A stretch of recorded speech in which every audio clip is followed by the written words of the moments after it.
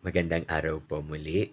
Ito po si GC Pasha o Glenn Kapulong Pasha na makikipagkwentuhan po uli, no? So, kahapon po, eh, pinag-usapan natin kung ano yung pwedeng gawin natin sa ating pera or kinikita.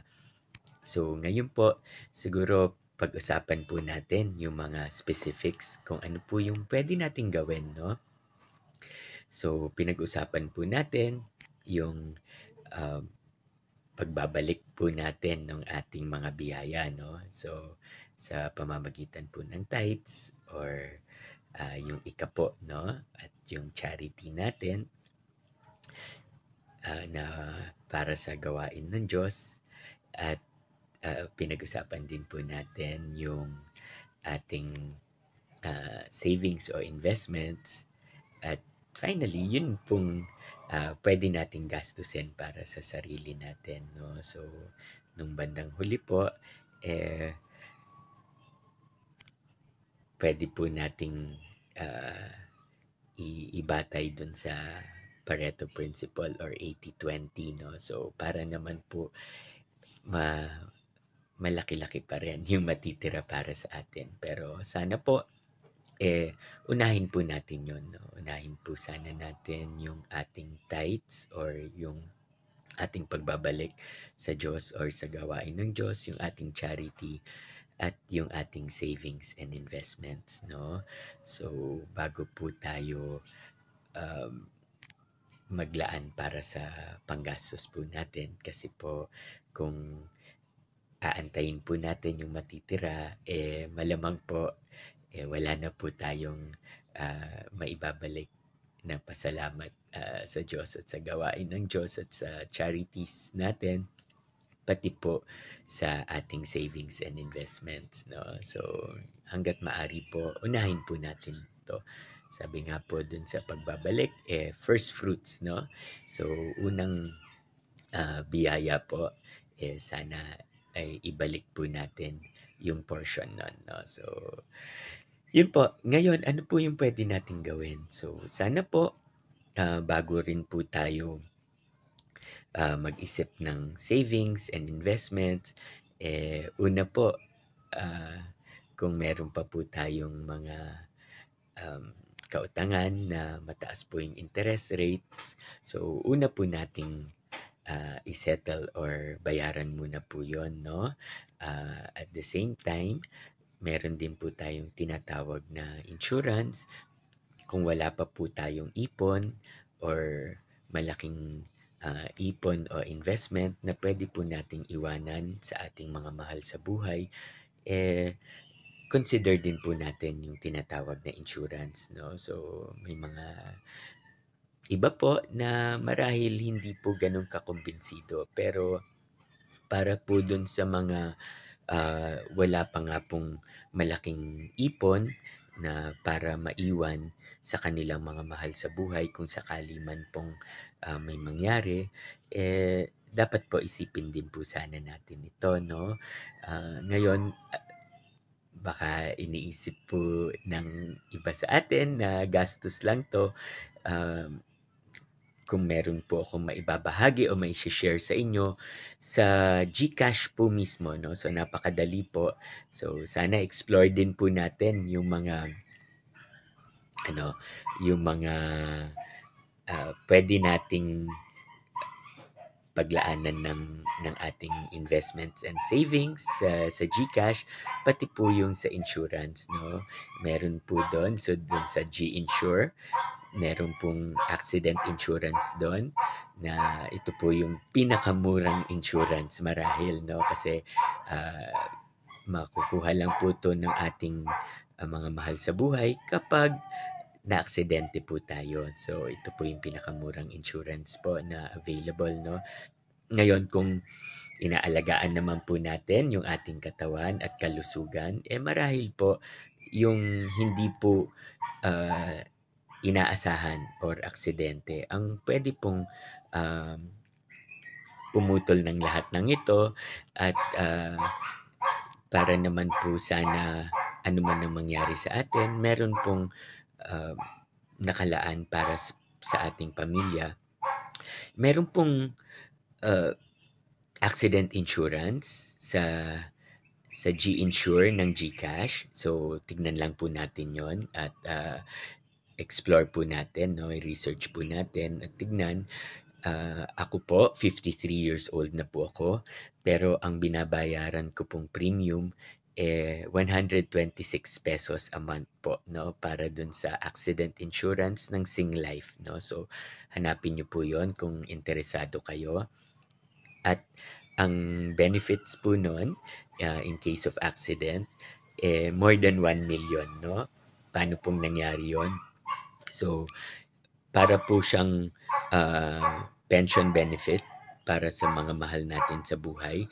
So, 30,000 pesos a month for 36 months or 3 years. So, pag kinwenta po natin yon, lalampas pa po yon ng 1 milyon. So, sa halagang 126 pesos para sa kaedad ko po na 53, meron pong aabot ng higit sa 1 milyon ang ating mga mahal sa buhay. So, tingnan po natin yon, no? Ngayon, para po dun sa mga nangangailangan ng mas malaking insurance o yung tinatawag na life insurance na po, naniniwala po tayo na kung pwede rin lang naman na bumili tayo ng pure insurance kung tawagin. Ito po yung term insurance, no? Na wala po tayong binabayaran na iba, wala pong investment portion to, kundi yung tinatawag na pure insurance po to, yung term insurance. So, meron din po tayo niyan at kung ano man pong insurance pa yung kailangan nyo, insurance sa bahay, insurance sa kotse, medyo nagmamarket na po ako, no? So, affiliated po tayo sa Rampver Financials. So, shout out po kay Govrex Mendoza na siya pong founder ng Rampver Financials na more than 30 years na po at na nag-celebrate po ng 31st year nila actually noong September 1 lang po, no? So, ganun na po sila katagal sa industriya ng financial services, no po? So, insurance, investments, at awarded po sila na kasama sa top 10 ng best in Asia Pacific. So, pag sinabi pong Asia Pacific, kasama po dyan ng Amerika, Canada, Australia, New Zealand, no, at lahat ng mga malalaking Asian countries, no. So, awarded po sila as one of the top 10 financial services companies, no, in Asia Pacific. So, yun po. So, meron po silang tinatawag na open architecture na brokerage. So, pati po yung mga investments, pwede po nating ma-avail sa kanila, no, sa serbisyo nila. So, affiliated po sila sa mga pinakamalalaking at pinakasikat na insurance companies, whether it be life or non-life po, no? So, kung ano man po ang kailangan natin, meron sila.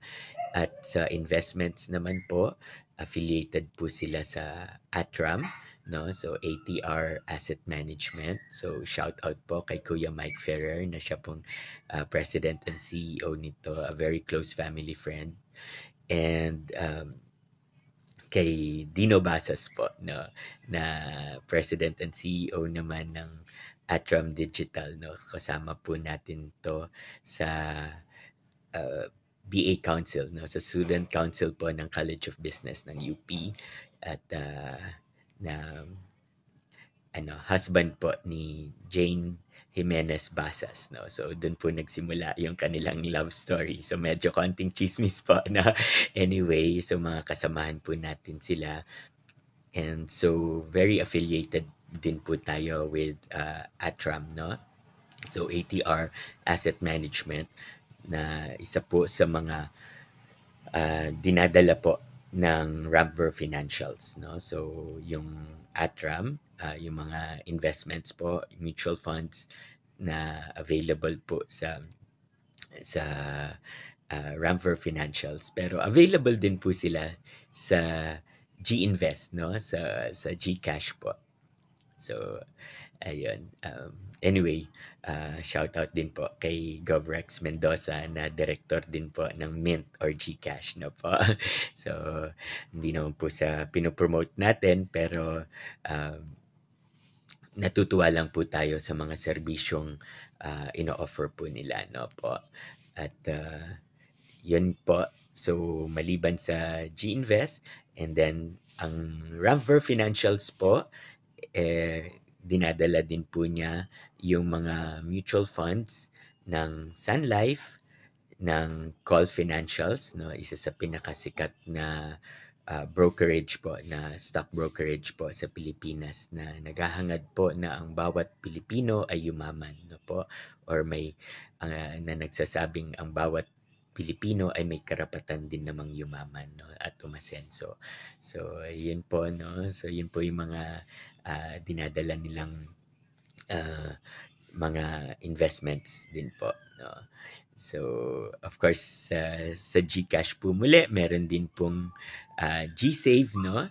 So, kung yung pera po natin na hindi natin nagagamit sa GWallet natin, pwede po nating ilipat sa GSave, 'no. Nandiyan po ang Uno, ang Maybank at, ang CIMB, 'no po. So, yun po. So, ah, overnight lang po.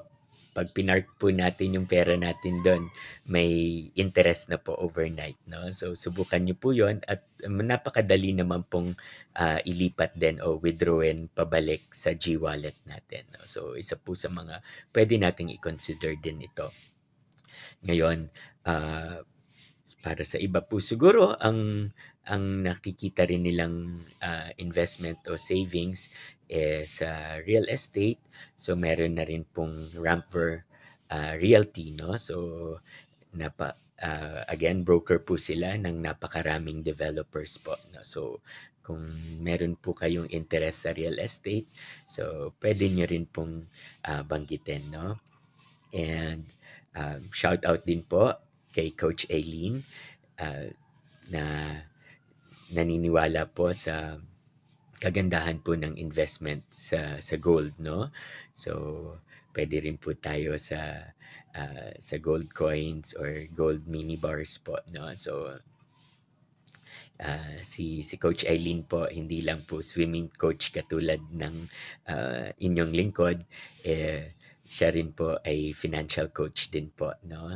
At isa nga po ang gold sa mga, pinaniniwalaan po niya na napakagandang, store of value or storage of value po, 'no.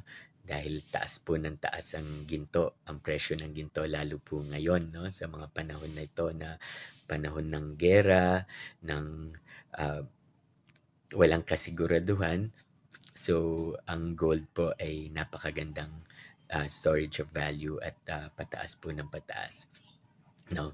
So, meron din po pala tayong, puwede rin tayong mag-invest sa stocks po, 'no, kahit sa GCash po, dun sa GStocks, 'no. So, nandiyan po ang AB Capital na siya pong partner ng GCash para ah, kung gusto po nating mag-invest sa stocks at kung gusto po nating mag-invest kahit sa crypto po, meron din pong GCrypto, 'no. So, explore po natin yung mga posibilidad na puwede po nating paglaanan nung ating, pinaghirapang, kita or pera po, no. So, ito po, ngayon kung may mga katanungan po tayo pagpatawad niyo po kung medyo patalon-talon po yung aking, pagse-share, 'no.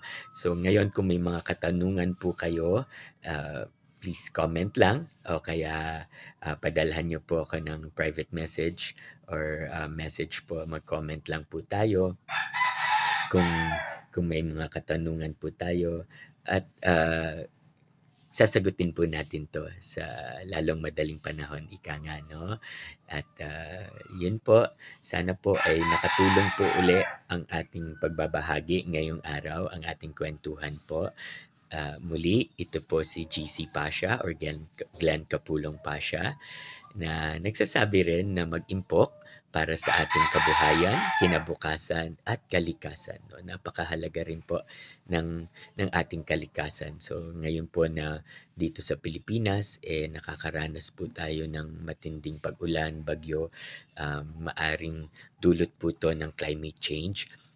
So, isa po sa mga puwede po nating, pag-investan o paglaanan ng ating, mga savings or investments, yung pong mga, towards, uh, addressing climate change po, 'no. So, yung tinatawag na climate change mitigation o yung mga, environmental efforts po, 'no. So, mga kumpanya na tumutulong para po maibsan yung ating, o matulungan yung ating climate change po, 'no. So, at yung mga epekto nito sa ating kalikasan.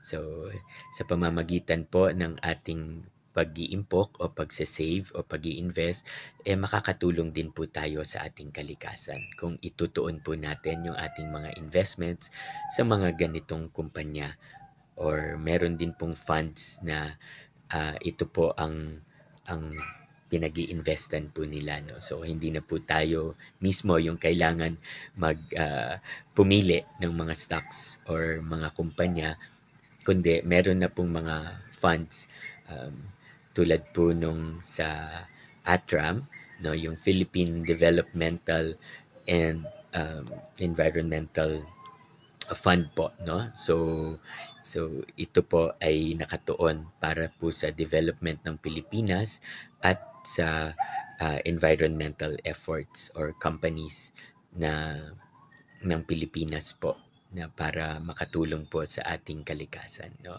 So muli, ito po si GC Pasha, Glenn Capulong Pasha, na nagsasabing God bless us all and maraming salamat po.